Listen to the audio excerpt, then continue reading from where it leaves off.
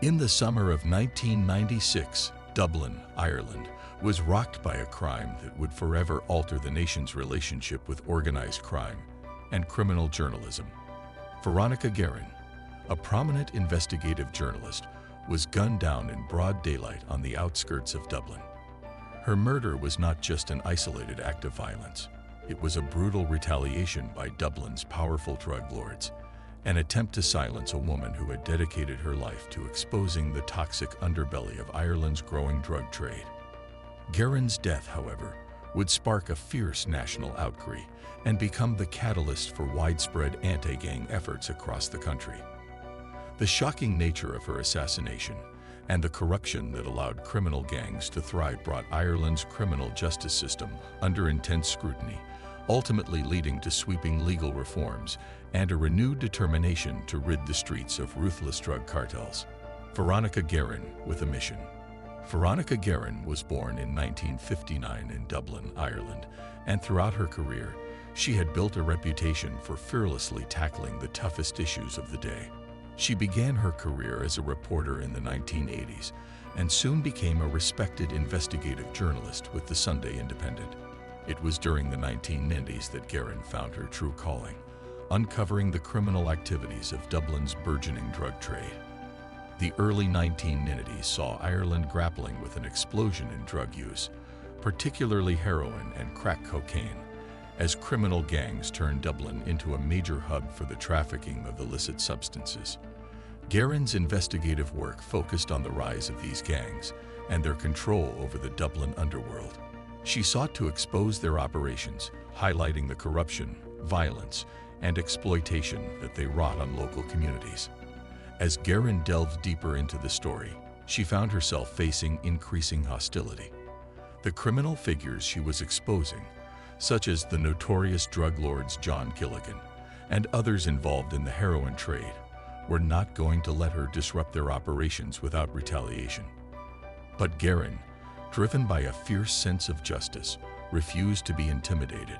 Her work, which often exposed high-profile criminals and their connections to politicians and law enforcement, brought her face to face with one of the most dangerous criminal networks in Ireland. Despite threats on her life, she continued to publish articles about the gang leaders who were profiting from Dublin's drug epidemic. The murder, a brutal retaliation. On June 26, 1996, Veronica Guerin was on her way home from an interview with a police officer in the south of Dublin when she was gunned down in her car at a traffic light.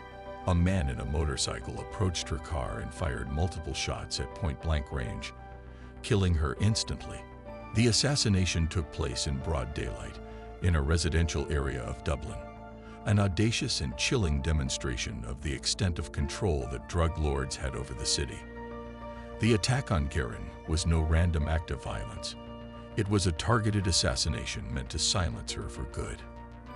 The gang responsible for the murder was led by John Gilligan, one of Dublin's most infamous drug dealers. Gilligan, who had built an empire trafficking heroin, was enraged by Guerin's relentless reporting on his operations and the potential threat her revelations posed to his illegal empire. At the time of her death, Guerin had been investigating Gilligan's drug trafficking operations and his connections to various criminals. She had also reported on the lavish lifestyles that these drug lords led, funded by the misery of addicts and the communities they destroyed.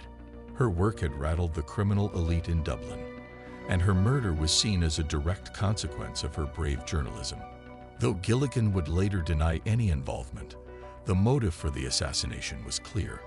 Guerin had become a thorn in the side of Dublin's drug lords, and her murder sent a powerful message to other journalists who dared to expose the criminal underworld. The assassination shocked the Irish public to its core, and the nation mourned the loss of a woman who had dedicated her life to speaking truth to power. Nationwide shock and outrage. Veronica Guerin's murder sent shockwaves across Ireland and beyond. The assassination marked a turning point in the country's battle against organized crime, and it ignited a nationwide anti-gang campaign. Public outrage was palpable. The brutal killing of a journalist in broad daylight, on the streets of Dublin, no less, underscored the growing power of drug cartels in the city and the challenges law enforcement faced in combating the problem. The shock of her death prompted immediate action. Within days of the murder, the Irish government declared war on the criminal gangs that had so long thrived in the country. The case also brought international attention to the scale of Ireland's drug problem, leading to calls for stronger laws, more effective policing, and greater resources dedicated to tackling organized crime. As part of the response to Guerin's murder, the Irish government introduced new anti-gang legislation, including tougher sentencing laws for those convicted of drug-related crimes. One key reform was the Criminal Assets Bureau, a new agency designed to target the financial assets of criminals, including drug lords. CAB's focus was to trace and seize the wealth accumulated by gangs, making it more difficult for them to operate and launder money. The Guerin murder also led to a broader revaluation of Ireland's criminal justice system. Many had criticized the system for being too lenient on criminals, and the public demanded that the state take a harder stance against organized crime. Guerin's death served as a wake-up call, forcing Ireland's political leadership to confront the problem head-on. The investigation and trial. In the wake of Veronica Guerin's murder, a massive investigation was launched to bring those responsible to justice. The investigation was complicated by the fear and corruption that had long been associated with Dublin's criminal underworld. Many witnesses were reluctant to come forward, and the gang members responsible for the murder were well protected by their network of loyalists and corrupt officials. However, after an intensive investigation, Garda, Irish police, officers were able to secure convictions against several individuals linked to the murder.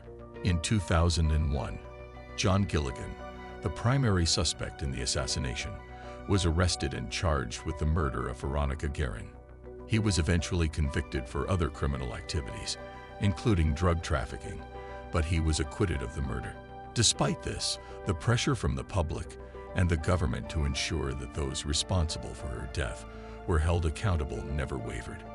Years later, a number of people connected to the crime would eventually be convicted, and some were given lengthy sentences. While the trial and eventual convictions provided some closure, the pain of losing such a fearless journalist remained with the country, a lasting impact on Ireland's fight against crime. Veronica Guerin's murder had a profound impact on Irish society and the country's fight against organized crime. Her assassination became a rallying cry for journalists, law enforcement, and politicians to work together to tackle the growing drug problem that had plagued Dublin for years. Her legacy also played a crucial role in reshaping Ireland's criminal justice system and in bringing attention to the dangers that journalists face in the pursuit of truth. In the years following her death, Ireland witnessed a marked decline in the influence of the most powerful criminal gangs, thanks in part to the tougher laws and policing methods introduced after her murder. The Criminal Assets Bureau, established in the wake of Guerin's death, has continued to target the assets of criminals, weakening the financial foundation of drug cartels. Moreover, her death sparked important conversations about the dangers that investigative journalists face in the line of duty.